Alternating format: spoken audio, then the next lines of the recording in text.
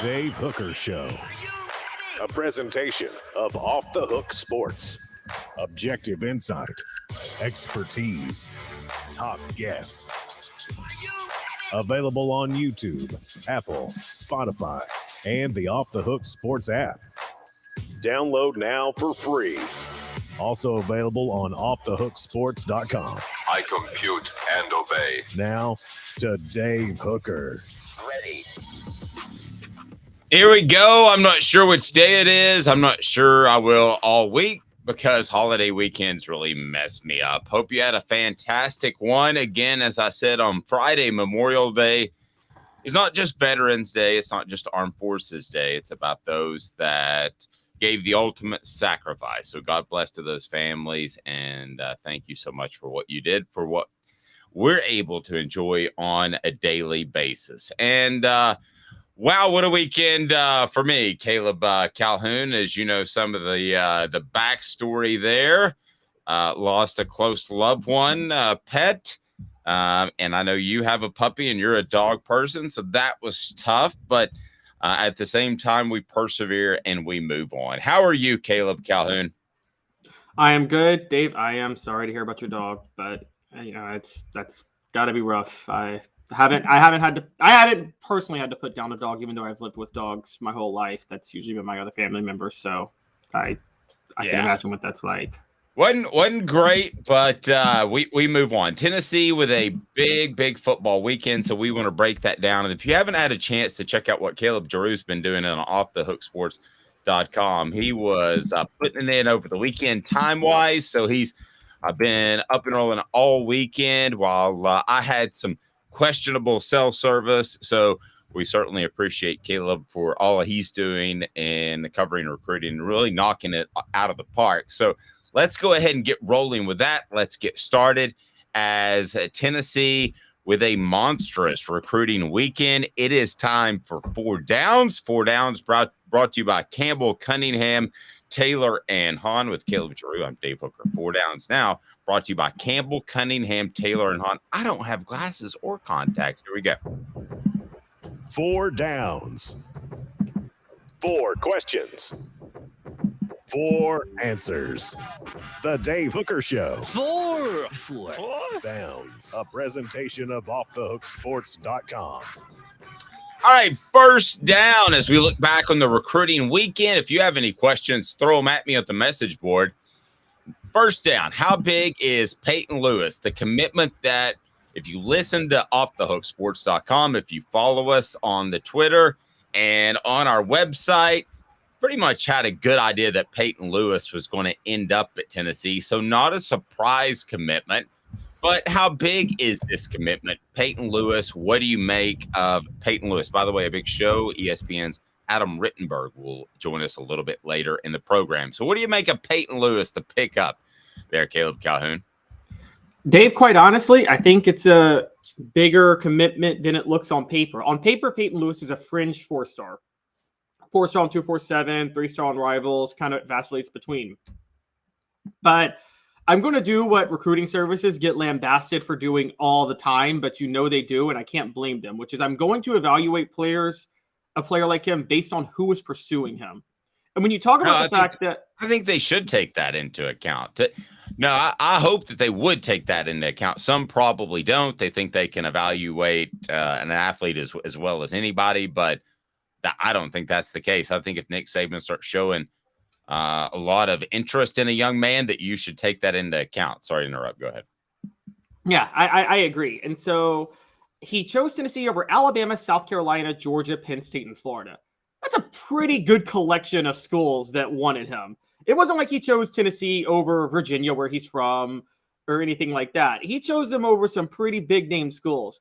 So I would say that this is actually a pretty big pickup. He's uniquely tall for a running back, I would say, at 6'1".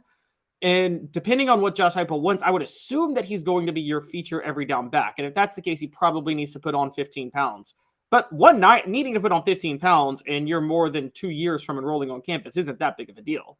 So that you got plenty of time to put that on with summer workouts. So I think this is a great pickup for Tennessee. Honestly, I think it's a very underrated pickup. I think when you look at, again, every school on there is in the top 10 in recruiting this year, except for Florida, I think. But I think Florida's right fringe top 10. So I think this is a great move for Tennessee to add Peyton Lewis. Yeah, I think it is too. And I think the goal is to find that special tailback. I feel like they have. This is not a shot at Jalen Wright, who, if not for the fumbling issue, we would have seen more of last year. It's not a shot at Jabari Small, who continues to get banged up even despite adding the 15 pounds. But I feel like you've got a bunch of, to date ourselves a little bit, you got a bunch of Tony Thompsons, you got a bunch of Travis Stevens. That's not a shot. But I don't think that you have the elite, I'm going to hammer you down throughout the game type of tailback right now, nor do you have the home run threat yet. I think you'll have that with Dylan Sampson. But I think that if this offense finds a special tailback, which I don't think they have on the roster yet, as far as a complete 3-down type of tailback, and remember, they've got to do that with tempo. If they find a special tailback, it hits a whole nother gear and a whole nother level. I don't think you have to have it, but I think you really want to have it. Yeah, basically, they don't have Tony Thompson. I mean, they have Tony Thompson. They don't have Chuck Webb. Thank you. Yes, they don't have the guy. They've got the guy that if the blocking's what it should be, he's got the right vision and athleticism to get the yards he needs to get. They don't have the guy that a designed call for a 5 or 6 yard gain can turn it into an 80-yard touchdown run. They don't have that guy yet. And that's always, you're right, those type of running backs, those really special running backs you always want. Quite honestly, Dave, outside of all-purpose backs, Alvin Kamara is obviously an all-purpose back. I don't know if Tennessee has had a back like that since Jamal Lewis, have they? I know they thought Gerald Riggs was that, but I didn't really think he was. No, I was about to tell a joke, and you've got your Tony Thompsons, you've got your Travis Stevens, and then you've got your Jalen Hurds in that group because Kamara should have played more than Hurd. But I didn't think that joke would play. So no, I think you've got a bunch of very good tailbacks. I think a special tailback is a 1 in a million. Smoky Mountain Red says that a huge add that speed in Heupel's offense will make defenses have to play man-to-man on every snap. I agree. I think that Tennessee wants the Alvin Kamara type because you can be so deadly in the passing game and you are playing 3 downs. At 6 foot, 190 pounds, is Peyton Lewis that guy? Once he puts on another natural 20 to 25 pounds, he's at 225. I think he can be that guy because he's a fast guy. Dylan Sampson, who I've crowed about a lot to this point, Caleb, is a guy that I don't know that necessarily has the size to be a 3-down back. So I think you've got to run special stuff for him. Before we get to second down, remember Campbell, Cunningham, Taylor, and Hahn. That's where I got my LASIK done. Not wearing contacts.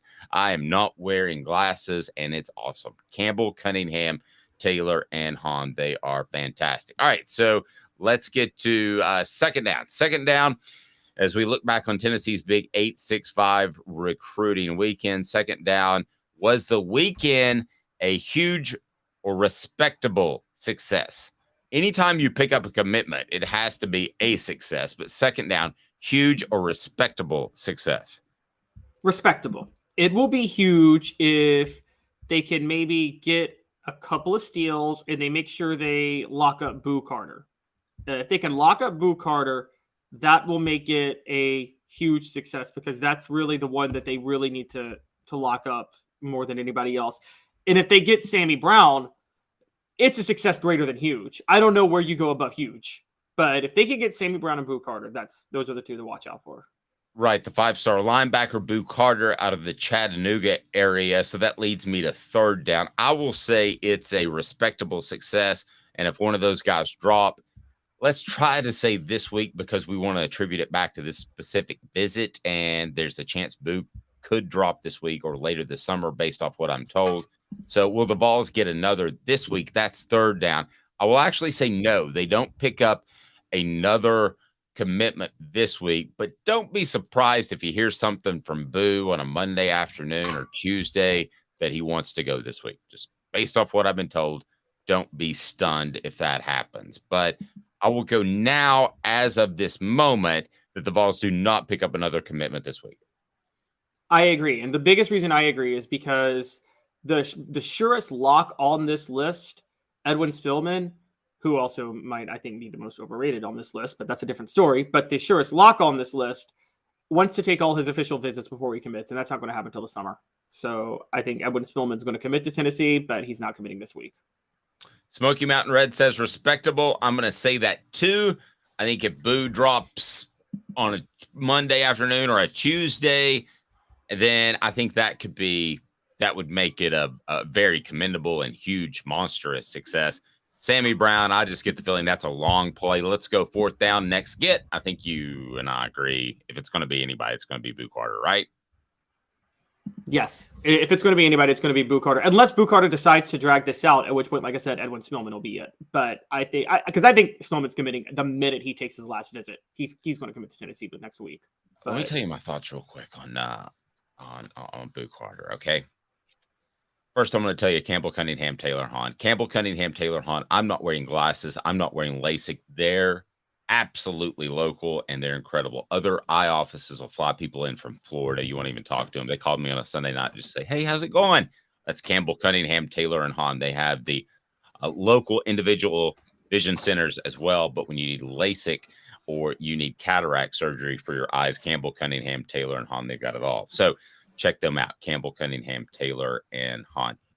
I'm getting a weird vibe from Boo Carter. I'm just going to be honest, that he's enjoying the process a little too much, that this is dragging on a little too much. I think he's going to end up at Tennessee. He has every right to take his allotment of official visits and take his time. But the simple fact is we're kind of at a scenario here where it's looked like Tennessee for a long time. So if not, why not pull the trigger? You had the transfer last year from high school to high school.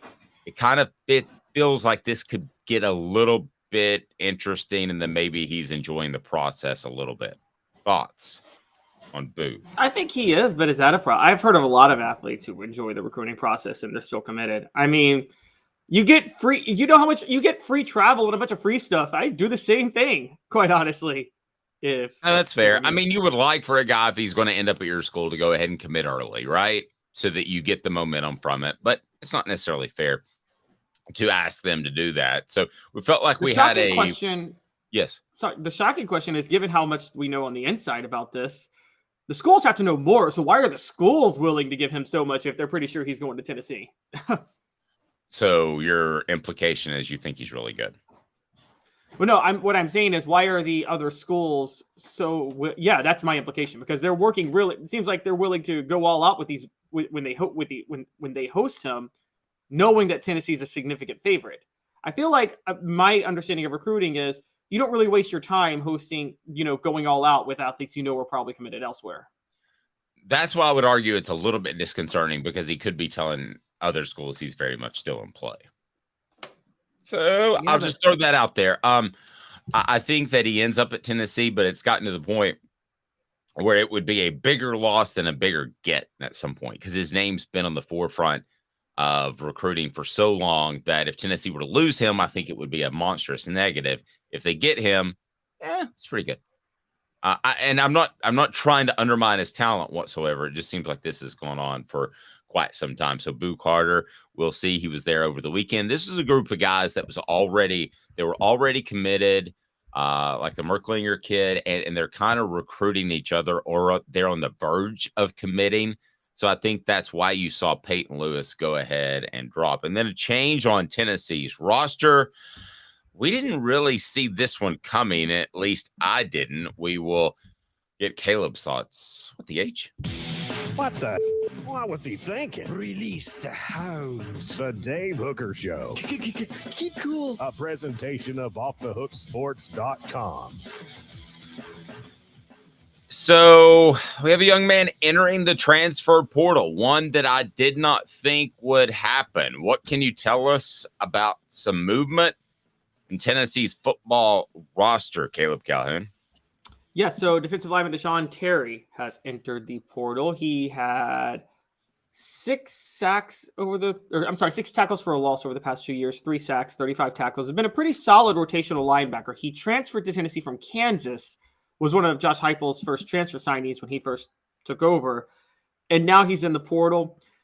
I think he was a solid rotational player. He's the type of rotational player you want, but I think this is a sign of the success Tennessee is having at defensive line among other players more than anything. I think what happened was DeJoun Terry, I think he realized he was going to be the odd man out after spring ball. I think he waited until now because I think they say you're not supposed to do this. I believe they do. I believe kids do this. I think that he was taking my advice and making sure that he had a landing spot before he decided to pull the trigger and enter the portal. And so my guess is you're going to see him land somewhere pretty quickly after this. Yeah, and it may just be Kansas, right? Could he end up at Kansas? Back at Kansas? Yeah, I mean, I've already seen that possibly perpetuated by a Kansas website that wants that to happen, but I guess that's a possibility. He doesn't, to me, have the pedigree just to open up the door, and obviously doesn't have the pedigree to call Alabama or Georgia, right, and say I'm coming, or Ohio State, Michigan, any of those schools. But could he call? Does he have the gravitas to call a Kentucky or a South Carolina? Or I'm trying to think of another team that's kind of on the verge of competing for a national championship. I don't think he's we call it anywhere, somewhere, nowhere guys. He's a somewhere guy. I don't think he's an anywhere guy that could just call up anybody and say, hey, I'm showing up in Tuscaloosa, right? I agree. He's a somewhere guy. Dave, you've talked about him a lot, and we haven't seen him take that next step, but we've talked about his potential. Could this be a sign of Elijah Simmons finally being what we think he can be? It could be, but if it is, you bring up that point. It's a great point. It could be Elijah Simmons, but here's the other thing: do you ever have depth on the defensive line and offensive line with the transfer portal?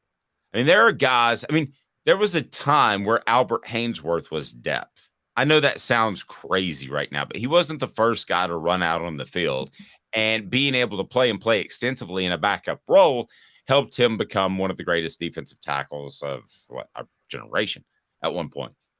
But he was depth at one point. So if I'm a school, if I'm a coach, I look at this guy in particular in Terry, and I think that's the guy you don't want to lose, because by the end of September, if a guy goes down or he plays at a high level, he could be your starter. Yet Billy Ratliff played in place of Jeff Coleman as our Celebrate 98 series goes on, and we've got a lot of people lined up this week. Billy Ratliff played in place of Jeff Coleman at times because Jeff was the older, more established player. Billy Ratliff doesn't make that play against Arkansas if Jeff Coleman doesn't look over and say, Billy, I need you to step in here. I'm gassed. So that's the part that concerns me. You want at least 4 defensive tackles, more like 6 to enter the season in the SEC, because a couple of guys are going to fall by the wayside injury-wise. Dave, I think they have that.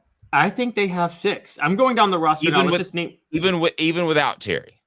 Even without Terry. Okay, so let's name the go-tos real quick. There is Karat Garland, the experienced veteran of the group.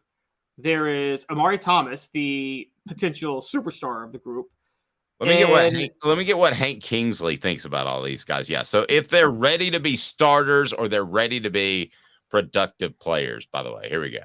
Hey now. Both those guys are. All right, and then here's third, also ready to be a starter, Bryson Eason.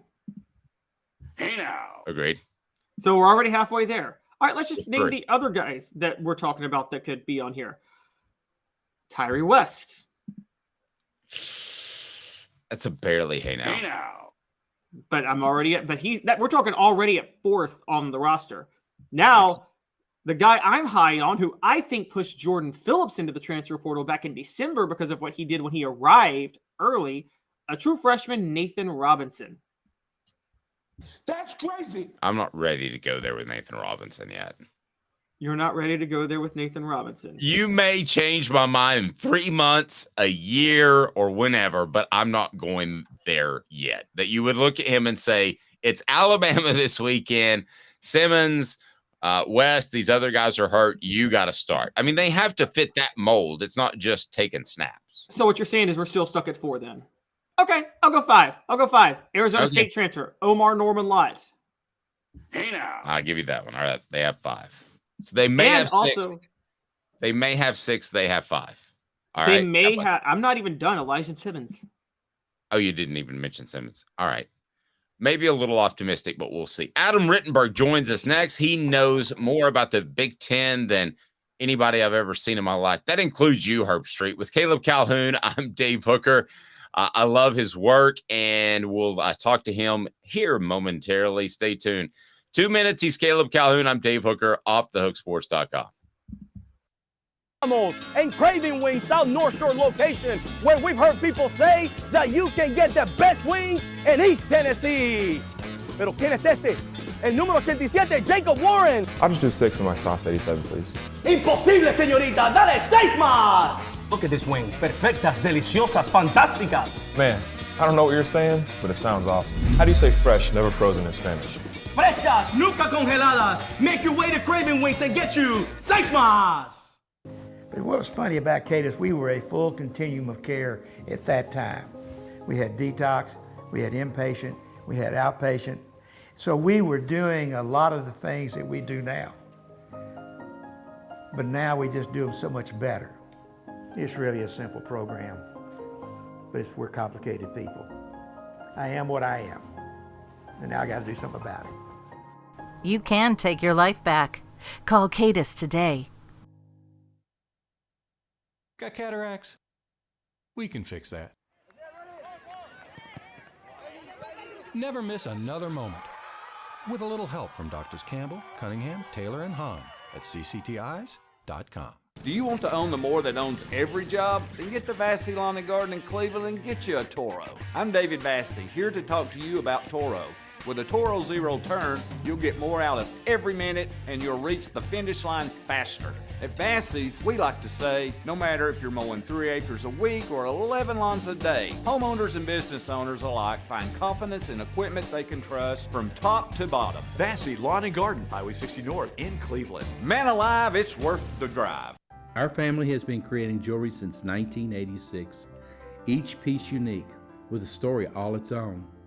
I'm Rick Terry with Rick Terry Jewelry Designs. I'm a jeweler, and I want to be your jeweler. We're grateful that you chose us to be Knoxville's best jeweler.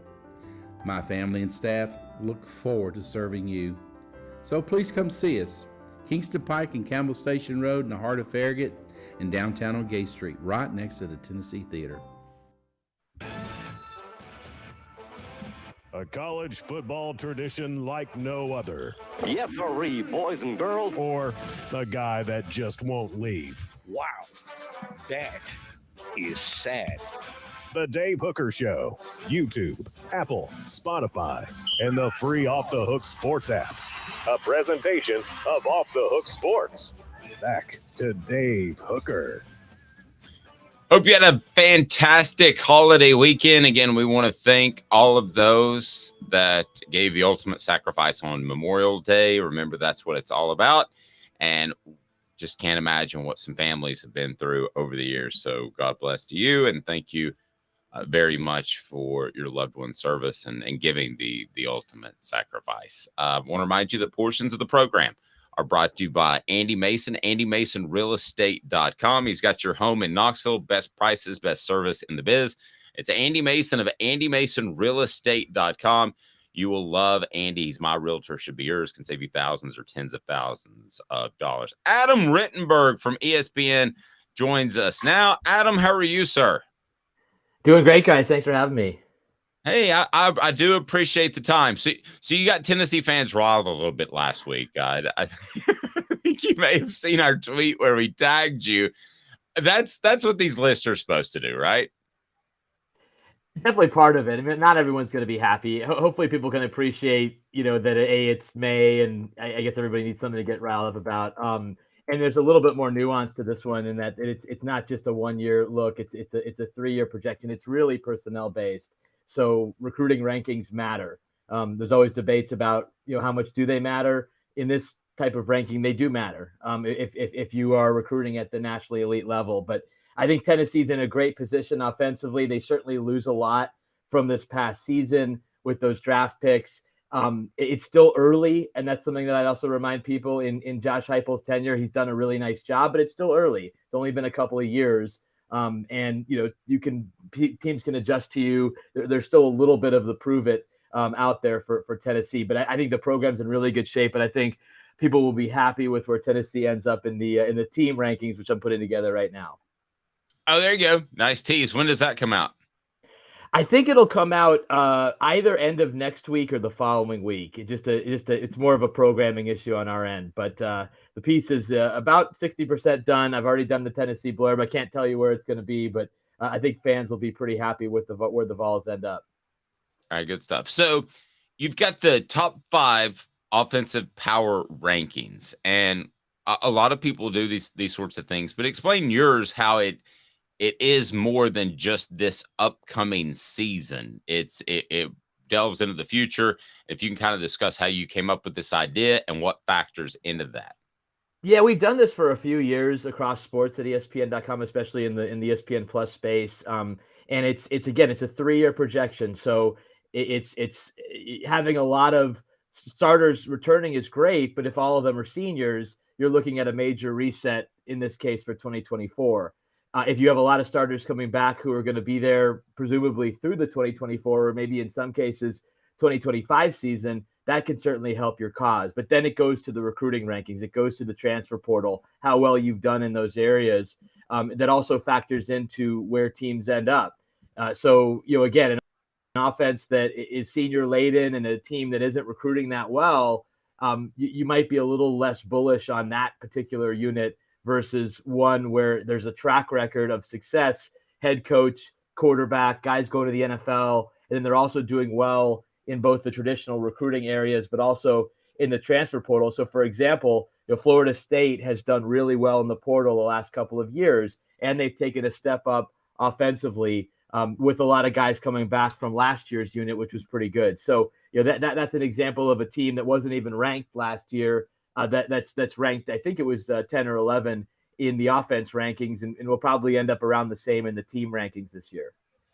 And there's something you alluded to that I wanted to back you on, because the headline, when somebody sees that Tennessee's not high up on the ranking, they're going to freak out after the season they had. But, somebody I spoke to within Tennessee's athletic department said after this year, because of what they lose and the dependence on some Jeremy Pruitt guys and dependence on the transfer portal, that next year, I think 2024, when people have that kind of circled as the maybe national championship run, this person actually had the opposite take. He said that's when it gets dicey because of some of the linemen they lose. I'm sure you looked into that as well.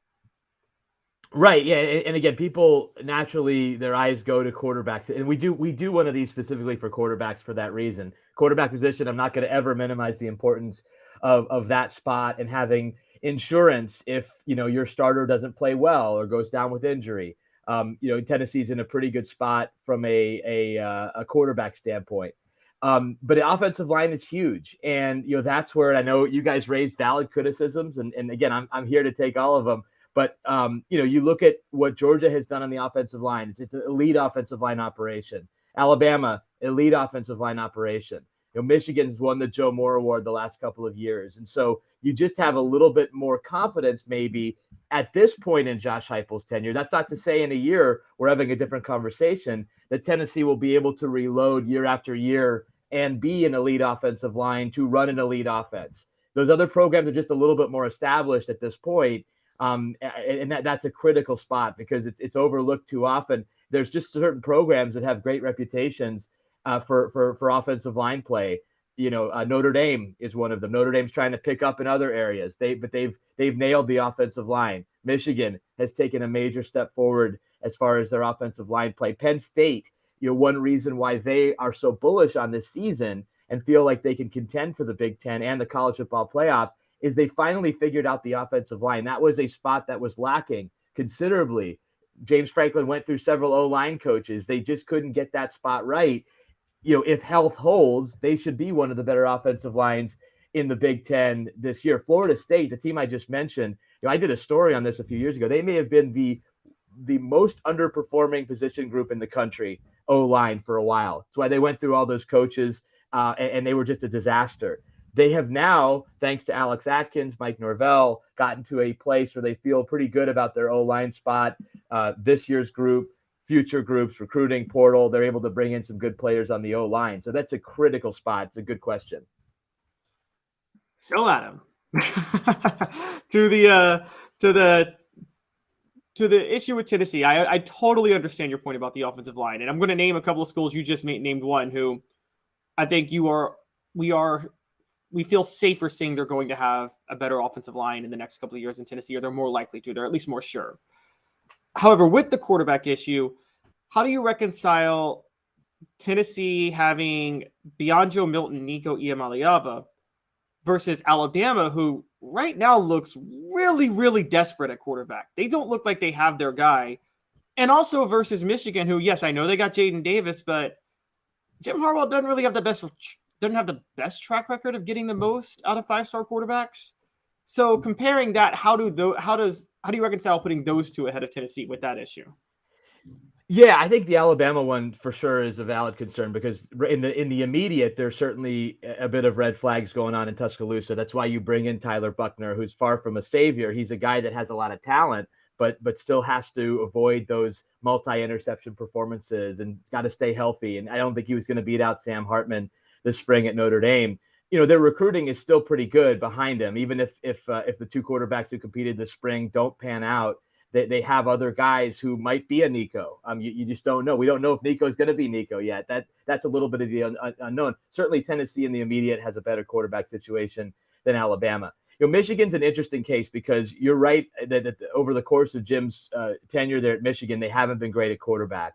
I think they certainly took a step last year with J.J. McCarthy, and there's a pretty good chance he plays 2 more years before turning it over to Jaden Davis. I think he's going to be a really good quarterback, with the right type of development going forward. Will he ever be a top 10 pick? Maybe not, but I think he can be a very, very good college quarterback for Michigan the next couple of years. The other thing to keep in mind with, I would say, both Michigan and Georgia is that when those offenses are rolling, with the way they dominate the line of scrimmage, it's so easy to be a defensive player with those offenses. I saw them play. I saw Michigan against Penn State last year run for more than 400 yards and just overpower a unit that's pretty darn good that had a couple of players selected in the NFL draft. They were no match for Michigan. So that style of offense, when it's rolling, is almost more effective than the up-tempo score a bunch of points because of what it does to your defense. So that's a little bit of a down the list factor to me, but I just think that when you have an offense like Michigan's was for much of last year, not all of last year, and they still have steps to get better, but a unit like that can average over 40 points and dominate the line of scrimmage and dominate time of possession, that does wonders for your defense and makes it really hard for anybody to beat you. So, Adam, I've got a little bit of old school, new school to me.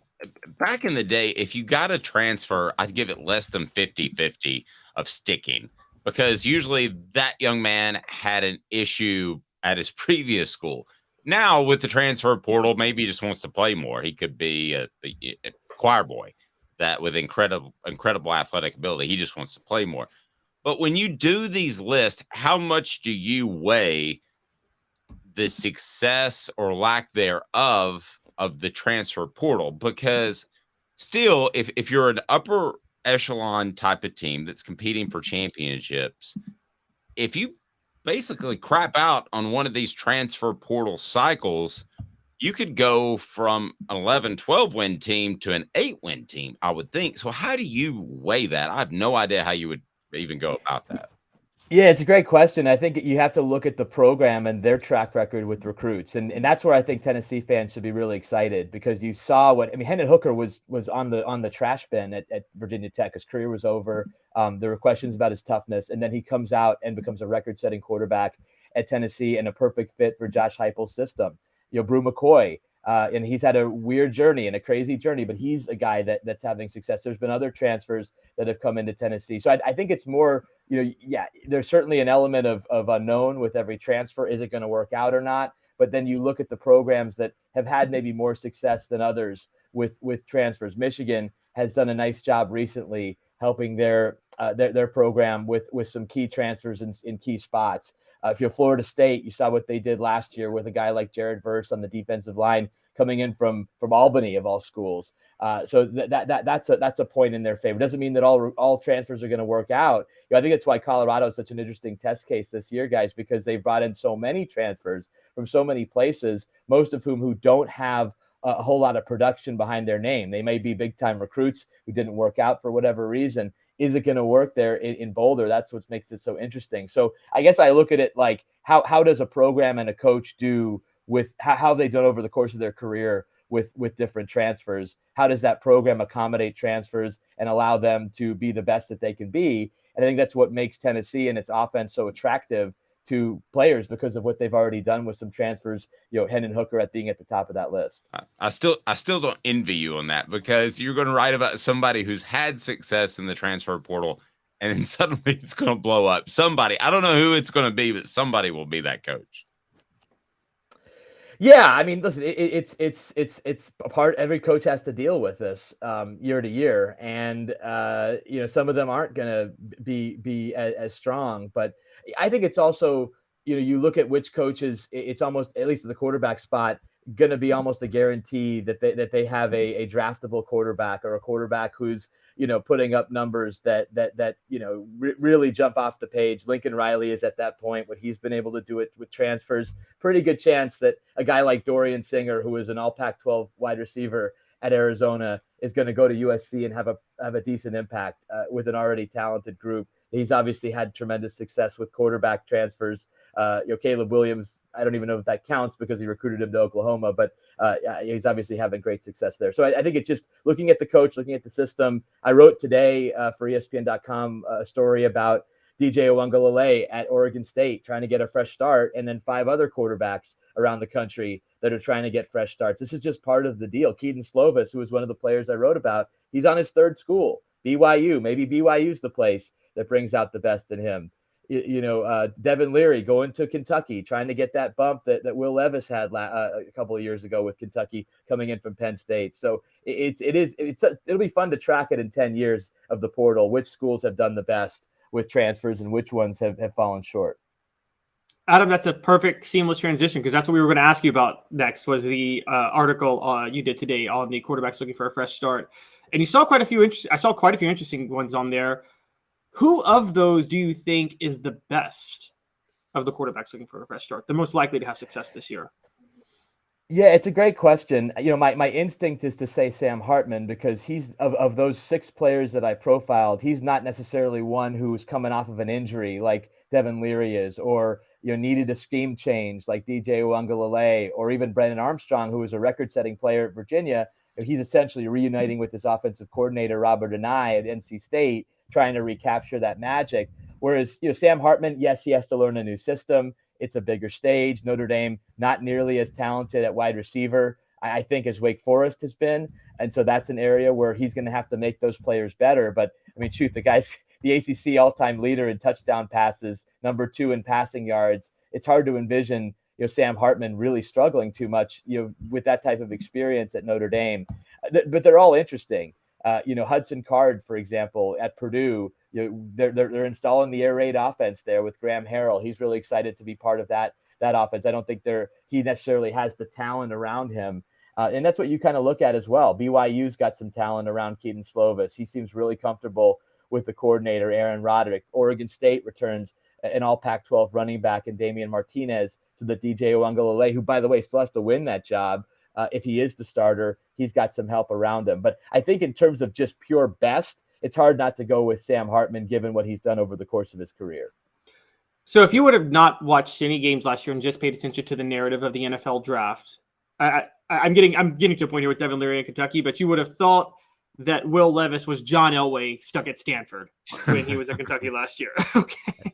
And Dave and I talk a lot, like, we didn't see that. We thought Will Levis was a cause of a lot of their problems, quite honestly, last year.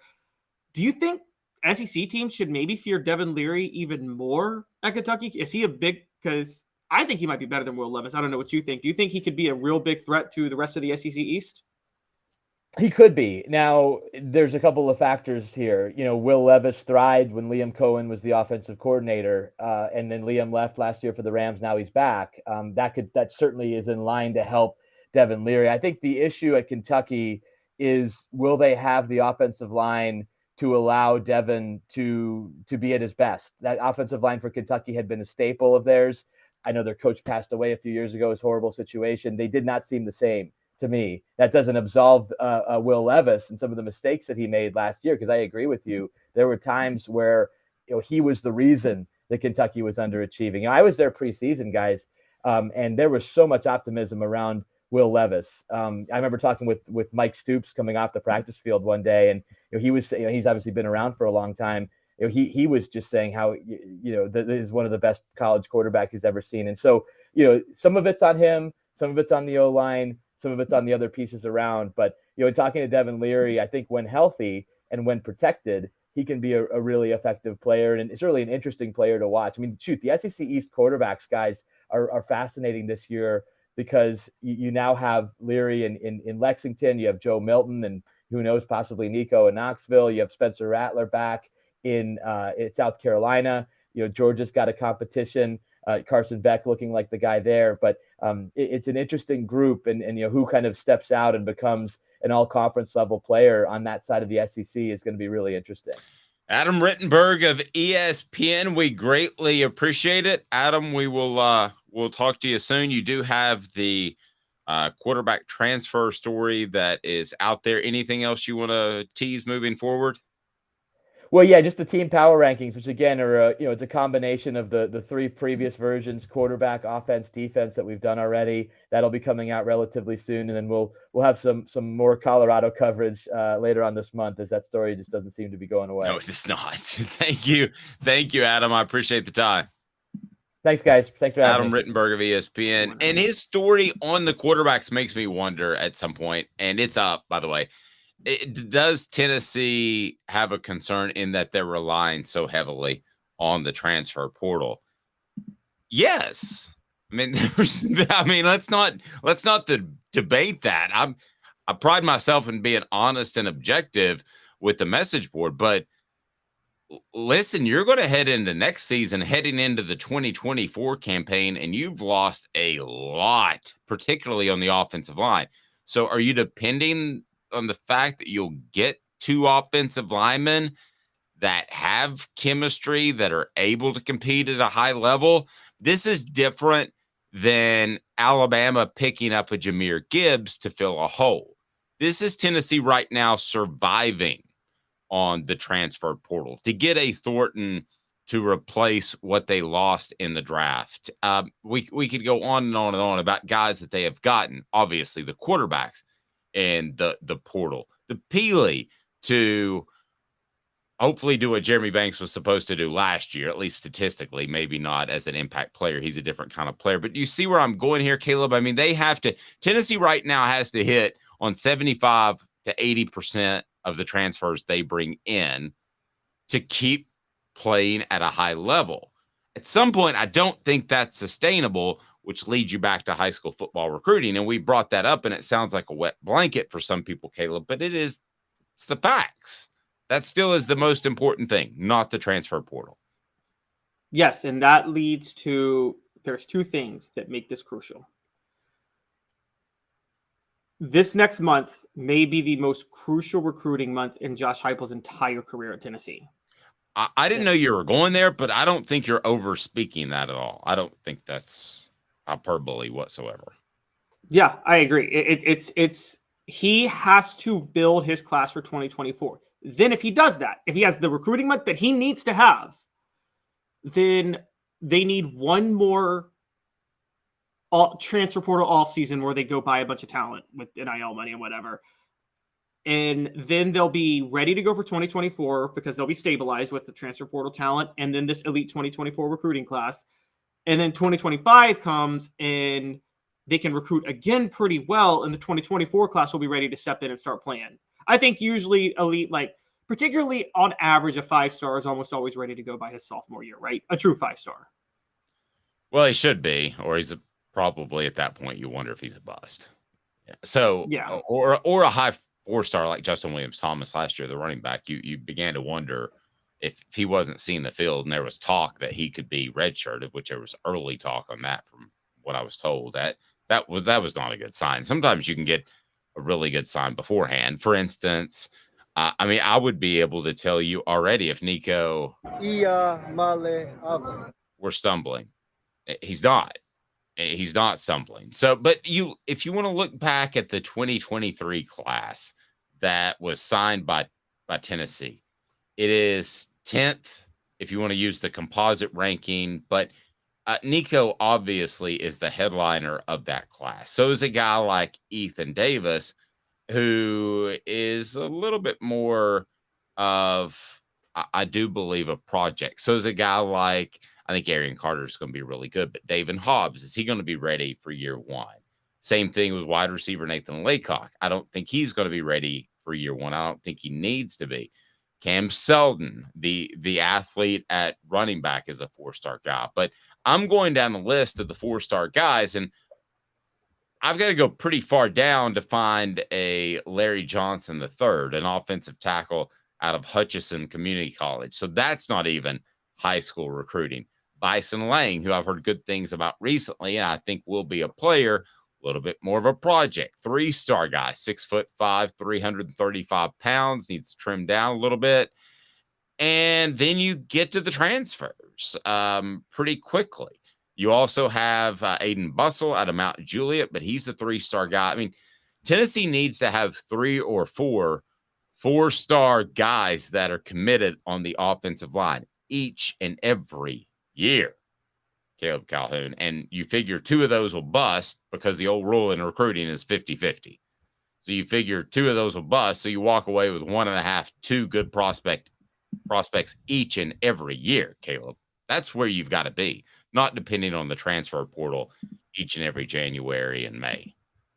Yes, exactly. You need 3 to 4. And for those who question my second-year rule, we always talk about the Georgia trio here at Tennessee in 97. They all emerged in 1998. That was their breakout year, was 98, after they kind of flew under the radar. But you're right. You got to get 3 to 4 4-star offensive linemen. And you're right. You know, no more than 2 of them being bust. I mean, I go back to you don't want to go back here, but Dave, you don't want the 2002 class with Brandon Jeffries, Rob Smith. I'm pulling it up now. Heath Benedict, all highly touted linemen. None of them, I don't think, ever saw the field, did they? No, Heath Benedict ended up being a player. He at another smaller school, and I want to say he passed away shortly before he was drafted. Really? I'm sorry. I should have. Yeah, no, that's fine. But he and Philip Fulmer didn't see eye to eye. Rob Smith ended up playing a good. Well, I mean, we could take any year, but if you want to take the years under Philip Fulmer, for instance, I guarantee you there was a player or 2 that contributed to the offensive line at a high level, and it was at the very least a 2-year starter in each and every one of Philip Fulmer's classes. I don't think that's a huge, monstrous statement, is it? And that's not going out on a limb. But there were offensive line heavy classes in which your percentages were so bad it caused issues. Like, okay, the class I'm bringing up now, the 2002 class. Heath Benedict, Michael Munoz class. Where's the Michael? No, that was a 2000 class. Okay. But this one had 4. It had Heath Benedict, Rob Smith, Brandon Jeffries. None played for Tennessee, and then Cody Douglas, who I do think played for Tennessee, but I don't think he ever lived up to his 4-star billing, honestly. And so you can't miss, put it this way, you can't miss on all 4 linemen when they're all 4 and 5 stars in one class. No. That'll set you back. No. And I don't want to get into the recruiting rankings every single day, but they're going to get boosts and they're going to get stars by certain publications. So I'm going to tell you if a guy's really a 5-star or really a 4-star, or if he's actually a 4 or 3. And I'll tell you that as we go along. It looks like the one decision that'll come out of SEC spring meetings this week is how many actual permanent opponents will SEC teams have, and how many SEC teams will they play each and every year. Coming up, what's best for Tennessee, what's best for other SEC schools, what's best for the conference. 2 minutes. He is Caleb Calhoun. I'm Dave Hooker, offthehooksports.com.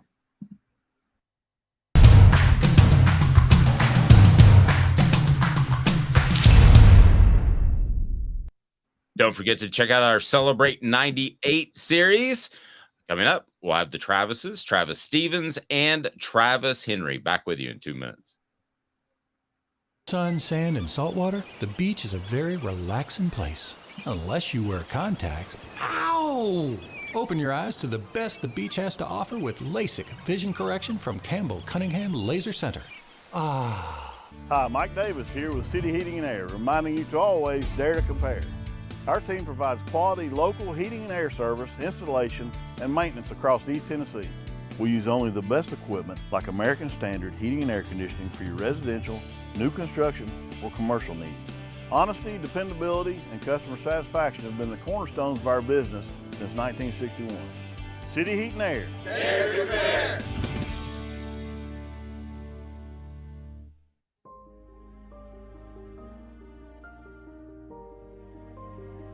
Our family has been creating one-of-a-kind pieces of jewelry in West Knoxville since 1986. Each piece is a combination of unique processes that bring your idea to life. Every day in our shop, a truly special item with a story all its own is being manufactured in our facility, bringing the history and family sentiment into a whole new generation of life. We're grateful that you chose us to be Knoxville's best jeweler, a title that we value and respect. Because to me, being a jeweler and owning a jewelry store are not the same thing. I'm Rick Terry, I'm a jeweler, and we want to be your jeweler. Kingston Pike and Campbell Station Road in the heart of Farragut, and downtown on Gay Street right next to the Tennessee Theater. When you want a hard cider that's easy to enjoy, one that's crafted to perfection, you need Tennessee Cider Company. Some say it's the signature cider of the South. Others say it's the cure to your craving. They all say you'll savor every sip. With a selection of ciders free to sample, all it takes is one taste. Visit tncidercompany.com for more information, as well as to shop our ciders and merchandise online. Thirsty yet? Doors open at 10 a.m. Who's this guy? Hello, wizard. The Dave Hooker Show, Who? a presentation of Off the Hook Sports. What? YouTube, Apple, Spotify, and the free Off the Hook Sports app. Back to Dave Hooker.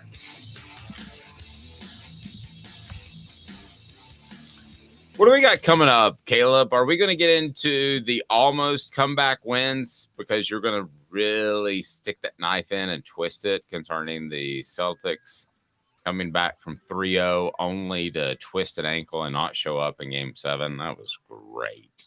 Yeah, do you wish they had just gotten swept at this point? Kind of. I mean, it's funny you bring that sorta.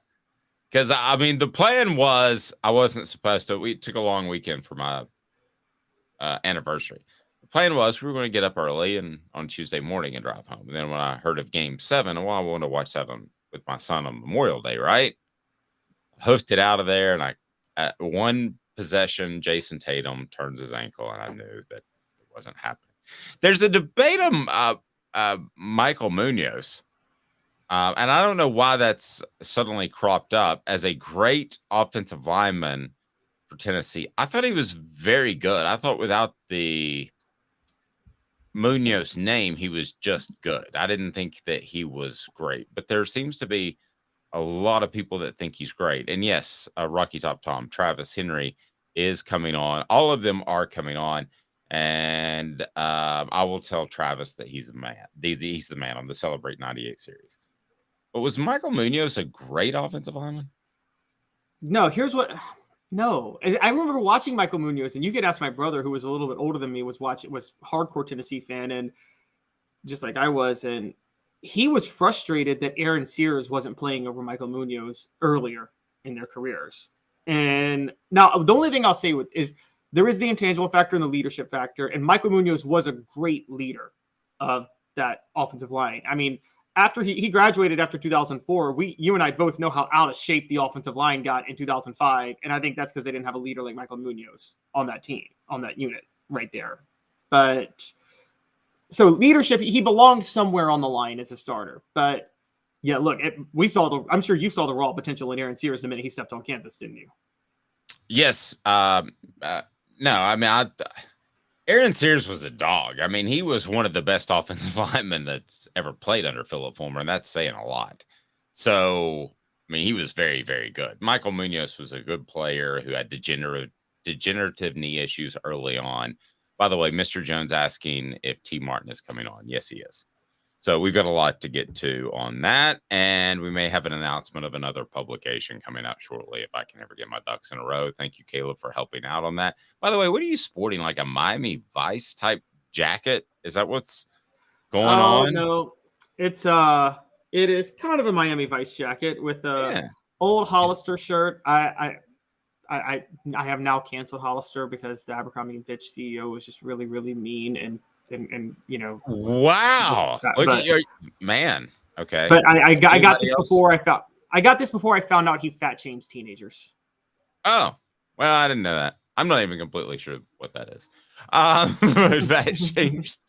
Okay. How does he do that through his clothes? That's a whole nother discussion. What do people need to do? Jacob Warren. What's up, everybody? This is Jacob Warren asking you to like, subscribe, and share. Dave needs this. He does. All right. It is time for today's tough question. And I want you, the message board, to be incredibly interactive. If you're not, then I'm going to get very frustrated because this is what it's all about. Today's tough question brought to you by our friends at Craft Treats, crafttreats.com. Get the promo code 20% off with Off the Hook. Use the promo code Off the Hook. Get 20% off. Boom. Here we go. Today's tough question. Take a side. Take a stand. The Dave Hooker Show, a presentation of offthehooksports.com. D, I saw your post on the YouTube page, and I was about to respond to it during the show, but I have like a rule of not responding to it during the show. So, but I will respond to it. We've got 3 up right now of the Celebrate 98 series. We've got Jeff Coleman. Pardon me. We have Billy Ratliff as well. So we're off and rolling. Who's our third, Caleb? I can't remember. Like the worst. Eric Westmoreland. Yes, Eric Westmoreland. So this week I don't have my list, but we got the Travises, we got Steve Johnson, we'll have them all eventually. There are 3 out there right now, D. So you're correct. All right, so 8 or 9 opponents, 8 or 9 SEC games each and every season. I want to go down the pros and cons of both. What do you think of the concept of 8 or 9? Because it will have a big difference on the amount of permanent opponents. Will have a big difference on the landscape of what SEC teams are able to do. So what do you think, 8 or 9? I mean, I think it's owed to the fans for there to be 9. That allows a little more competitive balance. So it's not completely, if you do this one division, 16 teams in a pod system, it allows for at least a little more competitive balance where there's not a giant distance in the type of schedules 2 different teams will play. And it's just better games in general. You look, for the sake of fans don't deserve Texas, San Antonio, UConn, and Austin P all together. Amen. Amen. And you're going my direction. Keep preaching. Yeah. So I think it's 9. I will say this. I understand why the schools want to do 8. And this leads to something I have to bring up again, and I've harped on this.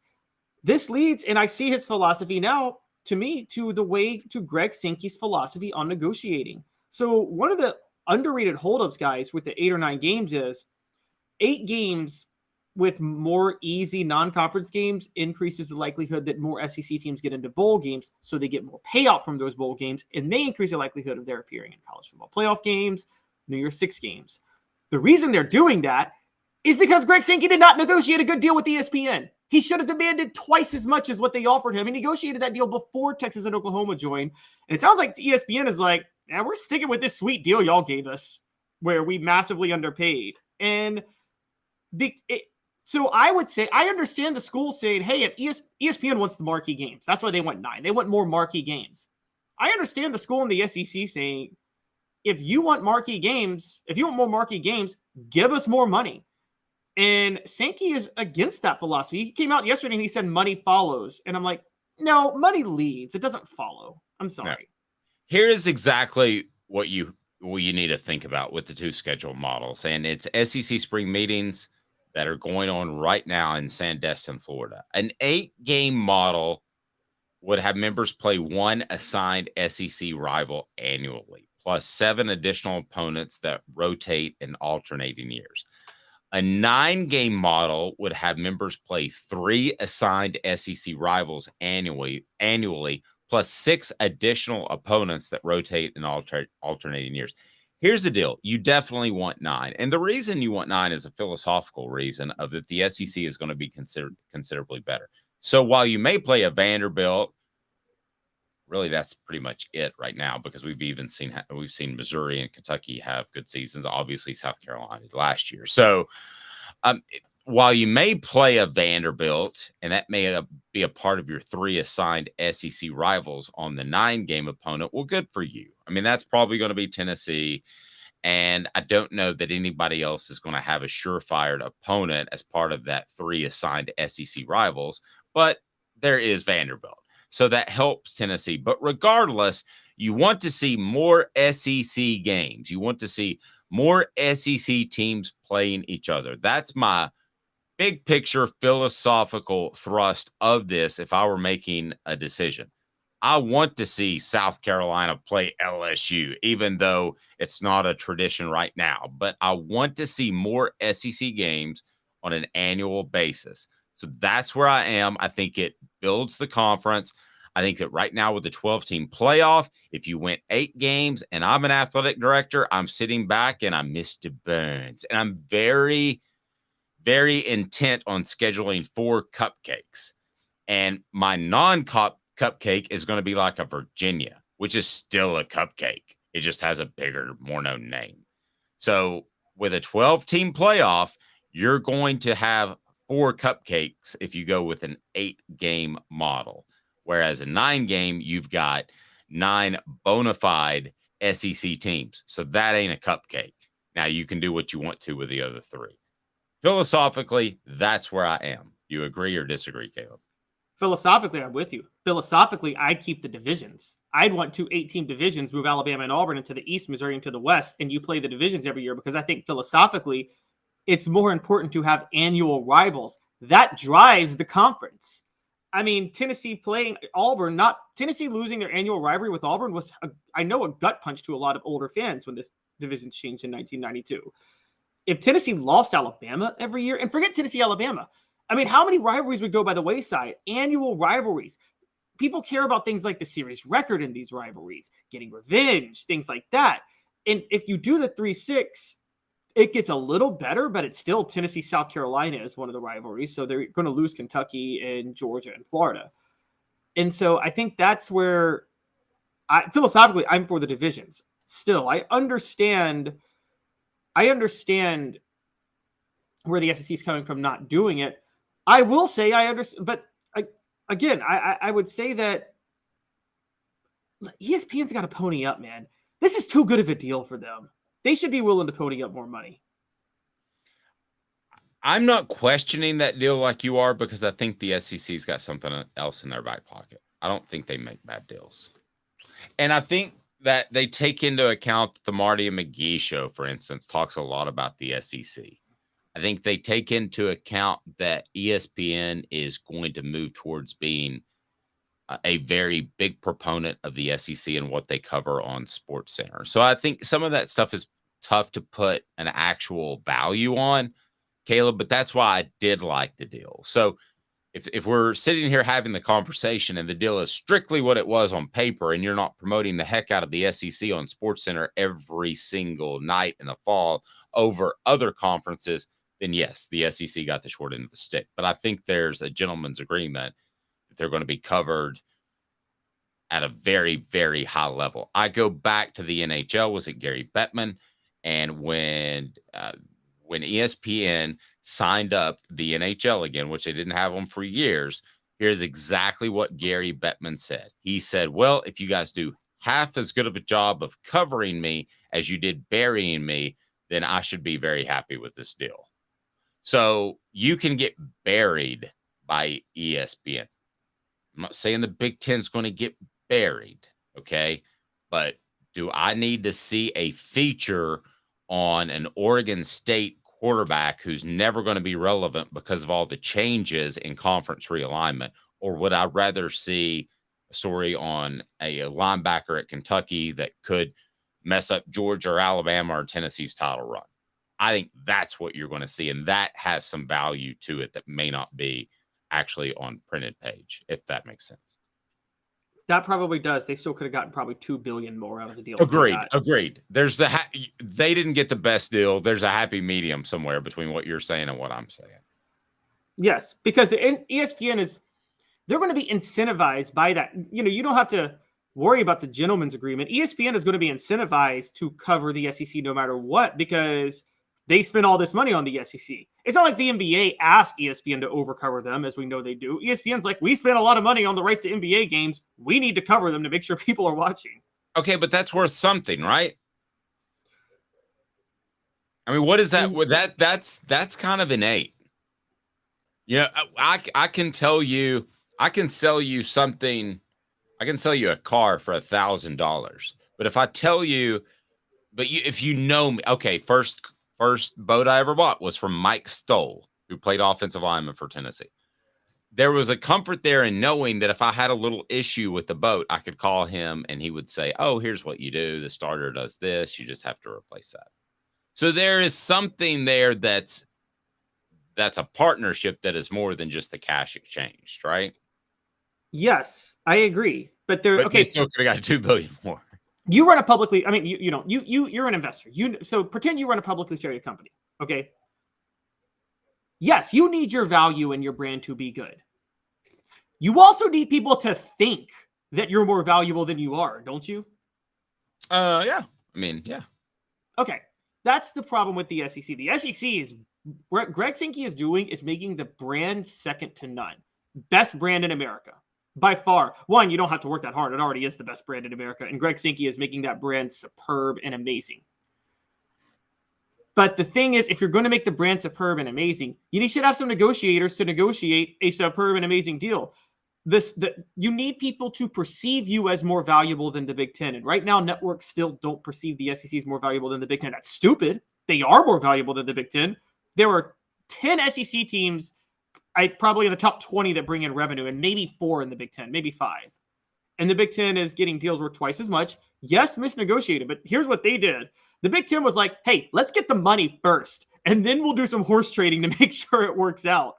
And they'll probably be okay with that. Whereas the SEC is going, let's make our brand on rock solid foundation as great as possible, and then see what money comes with that. I'm like, okay, no, make your brand rock solid, but you need to have negotiators to make sure you get more than properly paid for that brand. Okay, so let's say it's a 9-game schedule. Who wins, who loses? I actually think Tennessee is going to be one of the bigger winners because of their ties to Kentucky and Vanderbilt. You're not going to leave Vanderbilt out, so let's say it's a 9-game schedule. That's a permanent opponent. Kentucky might be that. Alabama might be that. You would think that either way, it's not going to be Vanderbilt, Alabama, and Georgia, right? So Tennessee probably loses Georgia if they go to a 9-game and they don't continue with the divisions. That's good for Tennessee. Who's it bad for? I think it's bad for Alabama. I think Alabama, if their 3 permanent opponents are LSU, Auburn, and who else has been kicked around that Nick Saban Tennessee. got riled up? It was LSU, Auburn, and Tennessee. Tennessee, of course. I mean, that to me is pretty daunting. You have, and I'm not saying just because of recency bias. I think Auburn's always going to play you tough. I think LSU, even with a guy like, what's up, Hook? Even like with a guy like Ed Orgeron, I think that you can still play for championships and be a tough out. Now you do have a Josh Heupel at Tennessee. I think Alabama is probably the loser in the 9-game schedule out of all the schools that I could point out. Yeah, that's why they're heading to Destin this week with Nick Saban favoring an 8-game schedule when Nick Saban has ranted about wanting a 9-game schedule for the past 10 years. But knowing what, I don't blame him for that either. So yeah, Alabama's a big loser. I'll tell you what, Tennessee's a winner either way. They're a winner on the 3-6. They're also a winner on the 1-7. Because if it's the 1-7, Tennessee's permanent opponent is Vanderbilt. every year. So what is the 1-7? If the conference does 8 games, Okay, you'll have 8 one games. permanent opponent. Okay. You'll have one permanent opponent and 7 rotating.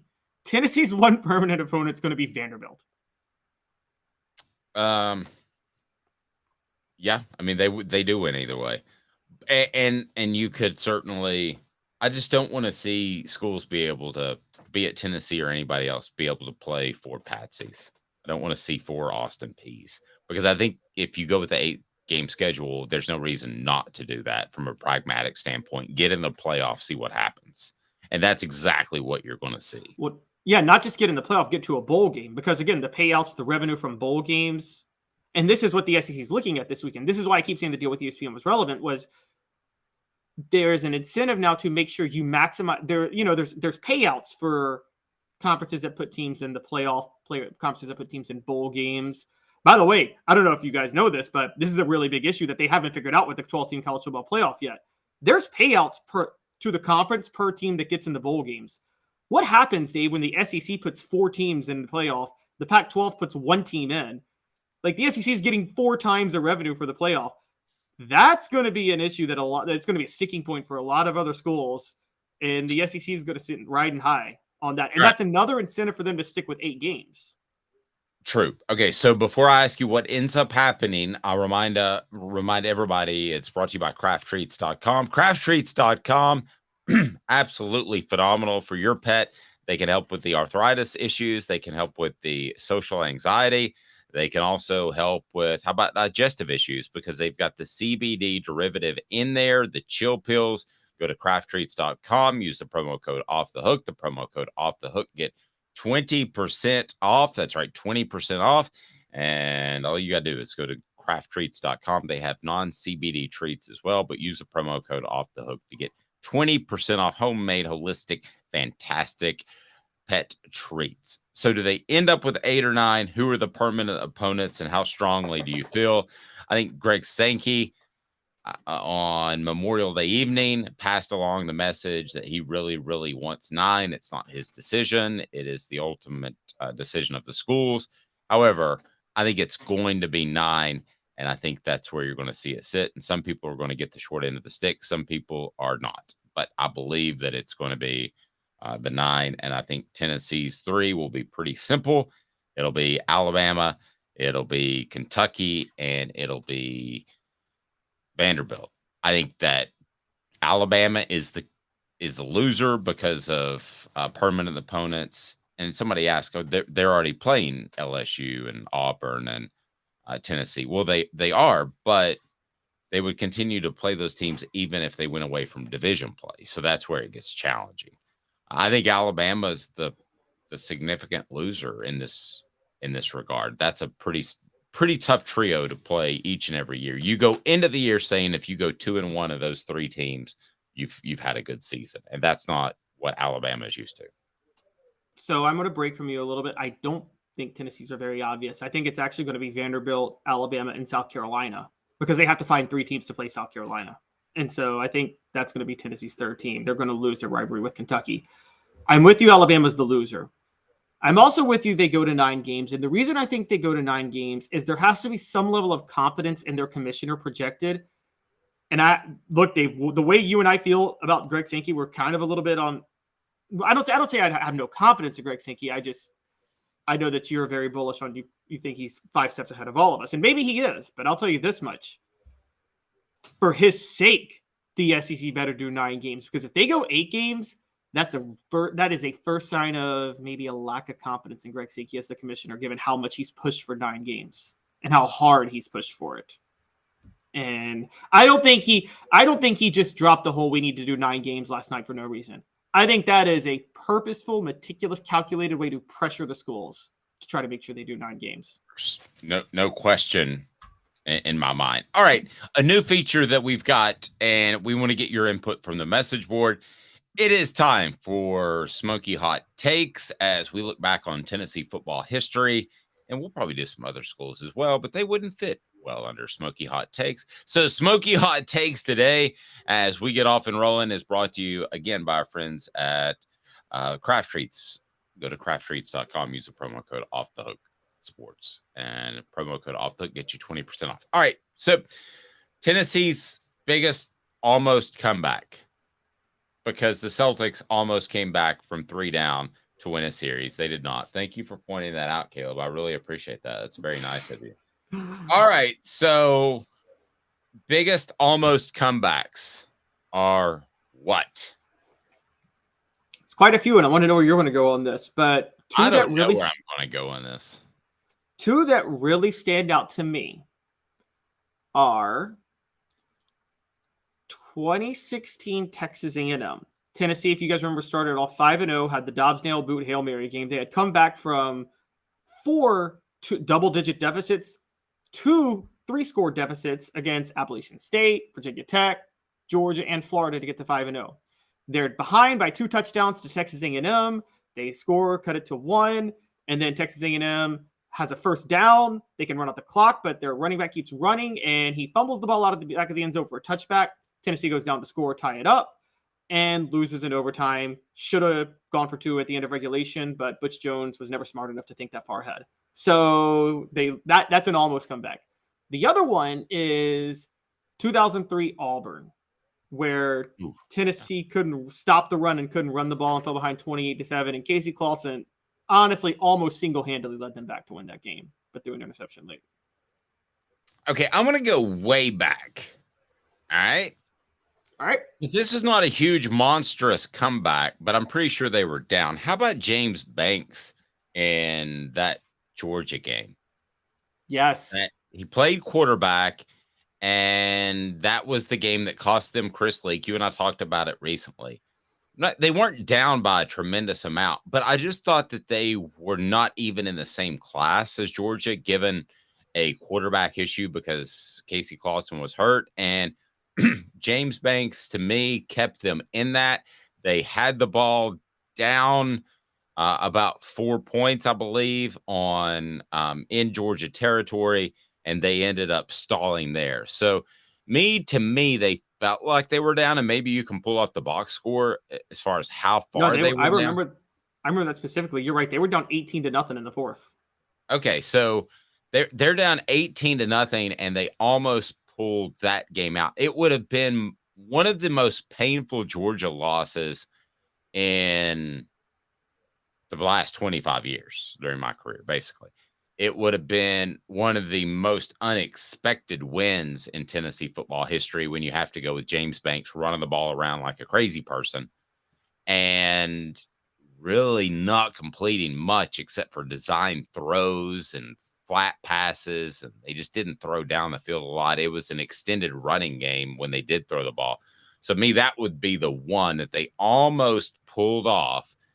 But it's weird. It was their costliest almost comeback because they almost came back because Banks played so well and CJ Leak went out there first that it cost them Chris Leak and probably threw off their recruiting for the next 3 or 4 years because that was the plan.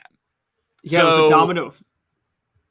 A huge domino effect, Caleb. Led to the 05 disaster and at quarterback. No, you're right. That's a good one. That's a really good one. 2000. Yeah.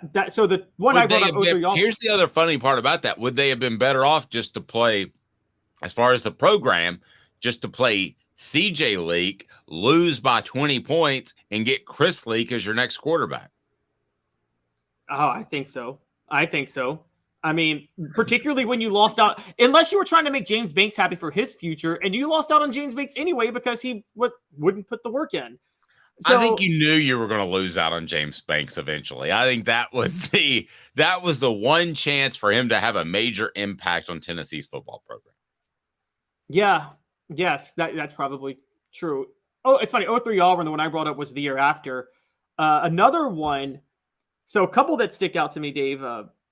Before my time, but you may remember this. It's not a big comeback in terms of numbers, but 1990 Notre Dame, the year before the miracle at South Bend, where I was at that game. Remember Carl Pickens recovers the onside kick. They're driving, and Andy Kelly just throws a late interception.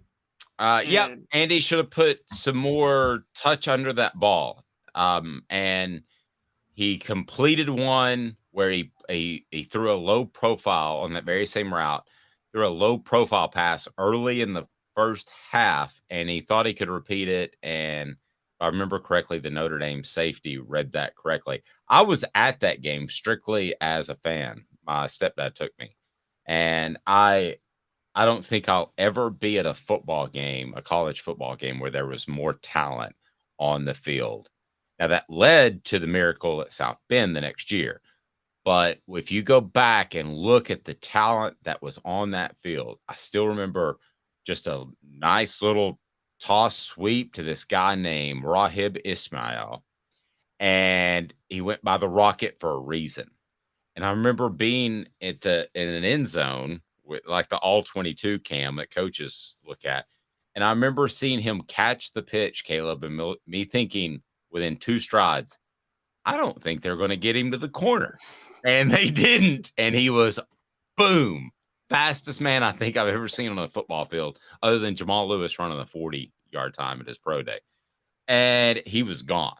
But if you go back and look, there were probably on that field that day 25 guys that made an all-pro team. Oh, that's funny you say that, because I will never forget somebody I watched an old documentary about the 90s and the Vols in the 90s, and someone narrated that game, and they're like, there were so many scouts at that game that it was probably one of the best games ever for scalpers, because it was probably one of the hardest tickets to come by relative to that time in college football history ever, because so many NFL scouts paid money to get into that game. And so, yeah, I mean, that would have been an incredible comeback. They did it the next year, and that was very impressive. What was that? I said more legendary, 31-7, blocked field goal. Yeah, they do come back. So I'm reading Gene Wojciechowski, and this appeared in the LA Times. So if you look at some of the players, senior step forward beating Tennessee, Smith's interception near goal line. So the interception was from Rod Smith. I don't remember anything about Rod Smith, but I will throw you a couple of names out there. Chris Zorich, a senior and a captain. He played against Tennessee. This was such a big deal. He was actually injured before. You had Stonebreaker, who was a guy that played a lot. Zorich obviously did. Michael Stonebreaker was the linebacker. So you have Rocket. And Tennessee had Carl Pickens. Tennessee had Alvin Harper. Tennessee had, there was the amount of talent on that field was absolutely insane, Caleb. Yeah, and there was a freshman. Didn't you have Jerome Bettis? Yeah, a freshman bus was on that team. A freshman the bus. Ricky Waters was on that team. Did you name Ricky Waters? Ricky Waters. I didn't name him. Keep going. Yeah, but you're right. And then on Tennessee's side, you're right. Alvin Harper, Carl Pickens, Anton Davis, Chuck Smith. Dale Carter. Dale Carter. Yeah, this was a who's who of talent. This is the only thing that would have competed with this was had Tennessee actually gotten over the hump and beaten LSU in 01 and played Miami for the national title that year. That's the only game that would have competed with this one for like raw NFL talent on the field in one game. Yep, I can go with that. All right, so Mr. Jones says Battle for Bristol was a comeback win versus Virginia Tech. One, we're not looking at comeback wins, and that wasn't a comeback. Tennessee was down 14-0 in the first quarter, and then they blew them out the rest of the game. That's not really a comeback. No, it's not. But I see where he's going there. So about most legendary almost comebacks in school history? I think your last game as a fan, you mentioned this to me before, but does this count, or was this just the other team calling off the dogs? 96 Florida. Oh, my last one was actually 98 Orange Bowl with Peyton's last game. But okay. 96 Florida, man, you just never felt like that game that they were actually going to come back. Did we? Well, did anybody? Tennessee fell behind 35-0 and lost 35-29. They scored a touchdown with 10 seconds left and almost recovered the onside kick for a shot at a Hail Mary. So I don't know if you really count that as an almost comeback, or if you think. I remember Bob Stoops came out because Spurrier had gotten a lot of heat for running up the score around that time. So I think just to stick it to the media, he decided to sit on the lead against Tennessee. And so, I'm with you. I can't go one that felt like more of a comeback. Sometimes comebacks don't feel like a comeback because you mentioned the LSU one. It felt like Tennessee in 2001. It felt like Tennessee should have led the whole dad blame ball game anyway, because they come out at halftime and they say Rohan Davey and LeBrandon Tofield for LSU are unavailable for the second half. And that's when I immediately start, and Tennessee's up 14-0. So LSU obviously led because they won, but it wouldn't have felt like a comeback to me. No, I agree. Yeah. No, the LSU comeback, funny enough, an almost comeback was the year before against LSU. I just thought of this. At LSU, when AJ Suggs brought Tennessee back. Remember that one? Yes. And then they lost in overtime. And they lost, and that was Saban's team that lost to Law Monroe. Louisiana Monroe. UAB, yeah. Because you know what they did to motivate the players? Because they're listen, Alabama football, you got a bunch of homers. Kentucky basketball, you got a bunch of homers in your media. Okay, those are the two. But then there are some that are kind of homers a little bit. And the Baton Rouge Daily Advocate running the picture of UAB the week before, waving their flag on LSU's campus when they upset the Tigers the day of the Tennessee game. Sorry, that was Homer media. Every LSU football player saw that on Saturday morning, that they're still running the old UAB pictures. They were ultra motivated. I saw that in my hotel room. I was like, uh-oh. So media was trying to motivate LSU, is what you're saying. Yes. Well, I mean, that was this game that that it was a paper troll. A paper troll. We didn't have that back then. That was a paper troll.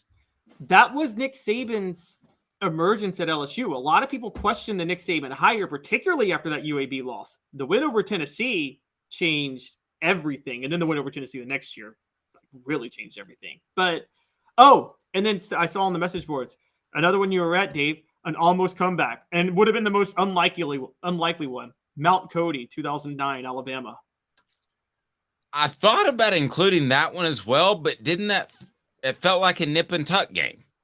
Well, remember, Alabama had the ball up 12-3 with 2 minutes left, and we thought they were going to run out the clock. And then Mark Ingram had his only fumble of the whole year. And then Tennessee scores a touchdown, gets the onside kick, and gets into field goal range. Just a bunch of things had to happen that you didn't think would happen for Tennessee to have the chance to win the game. And you and I disagree on this, but I still think Kiffin sat on the clock and tried to take the long field goal because he didn't want to shoulder any blame if he called the wrong play trying to get closer. Well, we don't disagree on the first part. He sat on it too long. Whatever the motivation, good Lord, we could be his clinical psychologist and neither of us would know the answer to that. I hope that person makes good money. Yes. I saw him do that. Sorry. Go ahead. I saw him do that a couple times. Like at Florida that year, I saw him play clock management just so he wouldn't lose by a lot, so he could sell something to recruits. If they were down 2 scores, then I will say yes, that would be number one. Because even if you beat Notre Dame in 1990, they were never down 2 scores to LSU in either of the games we discussed, were they? No, they were down way big to LSU. 2000, they were down 31-15, and they got 2 touchdowns and 2 2-point conversions in the fourth quarter with AJ Suggs at quarterback. But I'll take Alabama at Tuscaloosa that particular year as my number one. I forgot they were down 2 scores. So yeah, they were down 2 scores. Smoky hot takes. There you go. Tennessee's biggest almost comeback is, do we agree? Or are we agreeing on this, Caleb? Alabama 2009. Are we going to go with that one? I can't tell if your shirt's Miami Vice or more likely, I don't know, the hip LA marijuana dispensary places. I'm gonna still go. You're the Woody Harrelson of the SEC. Oh my gosh. I'm gonna still go with 03 Auburn because that cost Tennessee the SEC East, where they were down 28-7. They scored 2 touchdowns in the fourth quarter. Clausen converts a 4th and 13, then draws a late hit, and he's in the red zone, and you're so sure he's going to score a touchdown to win the game. And he throws an interception, his only bad throw of the game. Smoky hot takes. There it is. Be sure and comment below the biggest almost comeback in Tennessee football history. We'll have more from SEC Media Days throughout the week. Looking forward to that. He's Caleb Calhoun. I'm Dave Hooker. This has been a presentation